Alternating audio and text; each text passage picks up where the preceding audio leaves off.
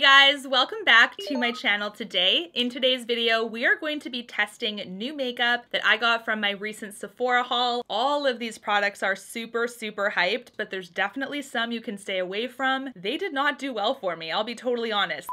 The first product that I know you guys want me to test out is this one from Auric. This is the Radiant Luminizer. It is the Glow Lust product. I picked up Selenite for myself, which I think is the right way to say it. I just got my Beauty Blender Nice and Moist. Ugh, I hate that word. Now, a lot of you guys gave me a really good tip, and that was to go really light-handed with this because it does tend to get fairly glowy really fast. So you can definitely see the nice glowiness. I put a teeny amount on the sponge so you can see that it's already giving a super nice glow. Can you guys see that? That is really nice. Just a tiny amount at a time.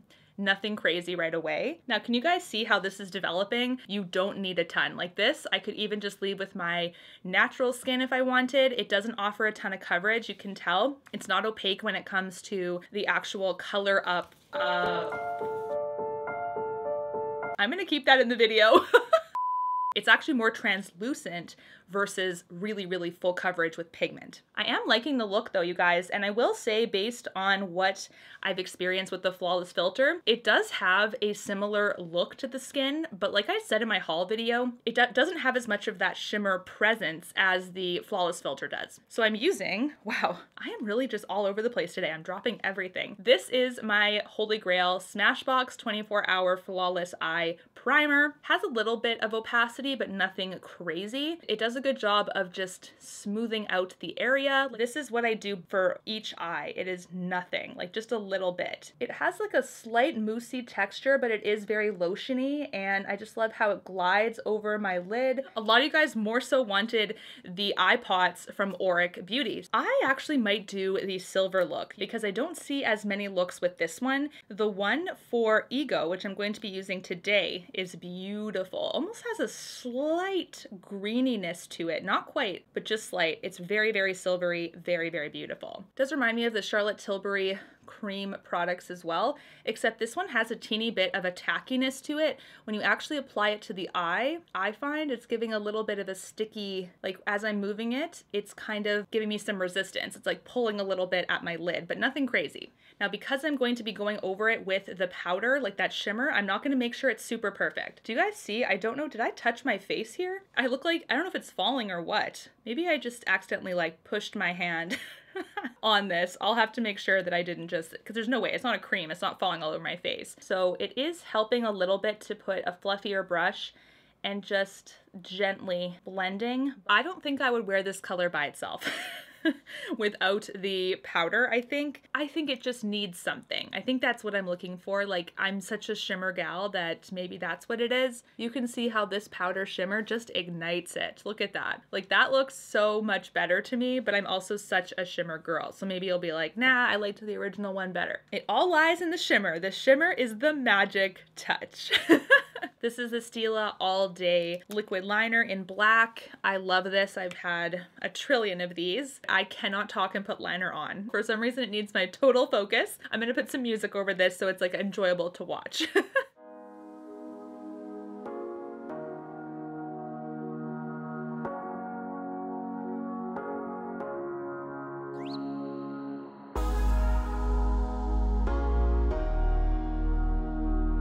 In my haul, I talked about my new Benefit They're Real Magnet Mascara. I said I was going to be comparing it to the original They're Real mascara. This is the They're Real mascara. I do not put on my mascara like normal people, I feel like. I always seem to, I'm one of those ones that's just guilty of like the every time I put on. Let's do the magnet. I'm wondering if it's actually going to be like a big difference. Let's see.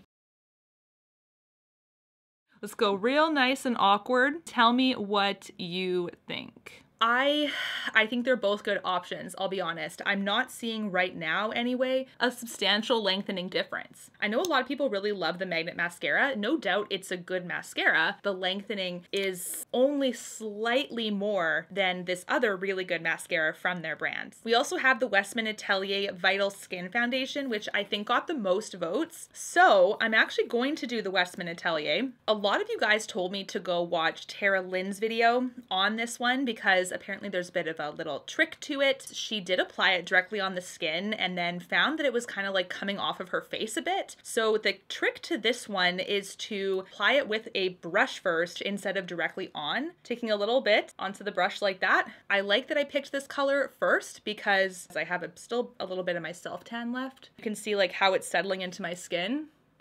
It is kind of on the deeper side. It's not my shade, for sure. It's not for sure. And it also looks more matte than I thought. It's not quite oxidizing. Maybe it's just my fact that my shade is not that good.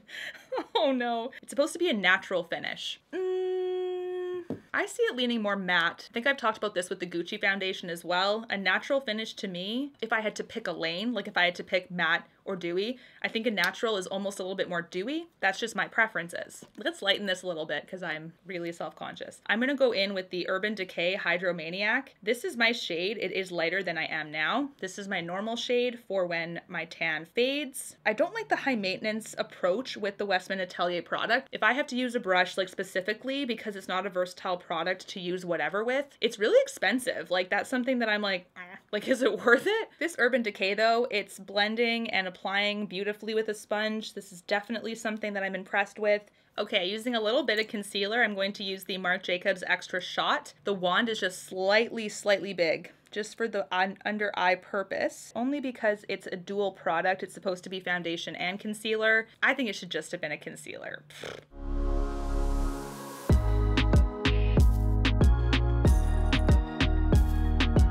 I'm gonna go in with my By Terry Hyaluronic powder. We're gonna do that for underneath the eyes. Now, a helpful tip for the By Terry product, I always dip it into the powder and then I go like this. You must tap it, okay? If you don't, it's going to spew out in front of your eyes like a smoke cloud. It's just very lightweight. It's a very lightweight powder and it does a great job, but even if you think you don't have a ton on your brush, still tap it. You'll see what I mean, you'll see.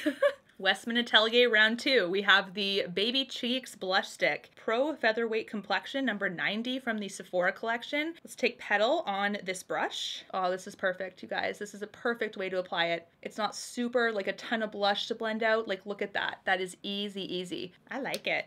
I like this a lot better than the foundation.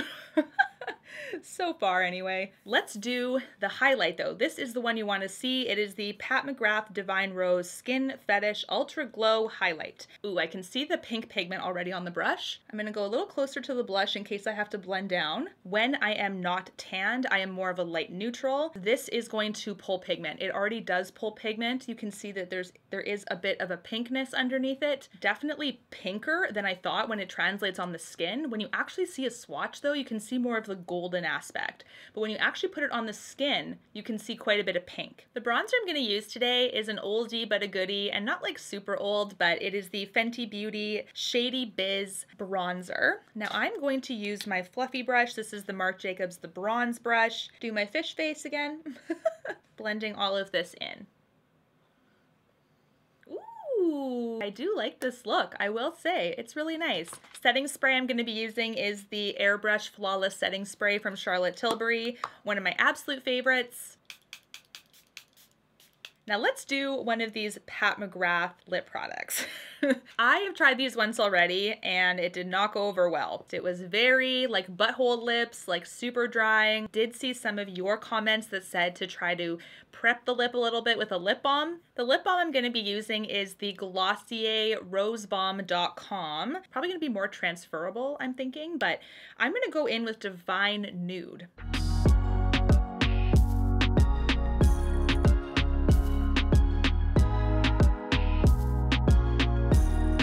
Beautiful color on this, that's for sure. There's no doubt about that. Right now it is setting, but not as fast because the balm is providing that barrier. I do think this is the way, like this is the way to use them. They are going to be much more transferable though. If you do not do the barrier, I will tell you it is very drying product. I can already feel like how loosely set it is. So even if you eat or something, it will move for sure.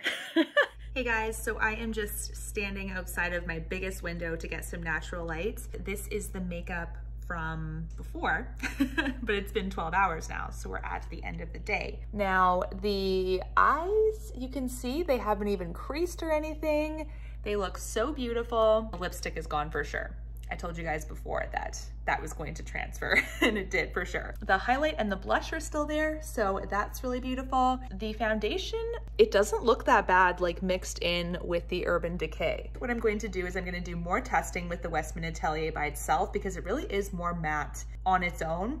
The dewiness of the Urban Decay potentially could have made it into a texture that made it wear and look better over time. What do you guys think of this look and how it turned out? Do you like these kind of get ready with me testing new makeup videos? And until my next one, guys, take care and stay safe. Bye, guys.